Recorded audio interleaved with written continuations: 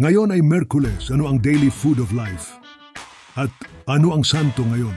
Ano ang aral at mga puntos ang makikita dito sa Ebanghelyo ni San Juan, chapter 3, verse 16 to 21, ating pakinggan.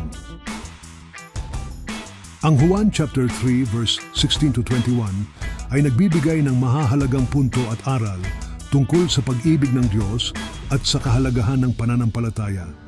Unang-una, ang talatang ito ay nagsasaad ng malawak at walang hanggang pag-ibig ng Diyos para sa sangkatauhan. Ayon kay San Juan chapter 3 verse 16, sapagkat gayon na lamang ang pag-ibig ng Diyos sa sangkatauhan, kaya't ibinigay niya ang kanyang kaisa-isang anak upang ang sinumang sumampalataya sa kanya ay hindi mapahamak kundi magkaroon ng buhay na walang hanggan.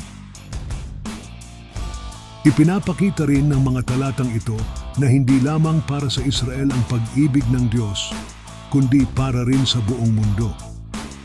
Ito ay isang natatanging ideya na Kristiyano na nagsasabing ang pag-ibig ng Diyos ay lumalampas sa mga limitasyon ng lahi at bansa.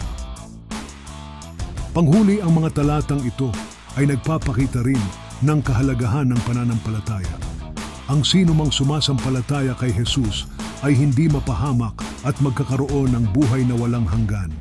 Ang mga talatang ito ay nagbibigay ng isang malakas na mensahe ng pag-asa, pag-ibig at kaligtasan na maaring makuha sa pamamagitan ng pananampalataya kay Jesus.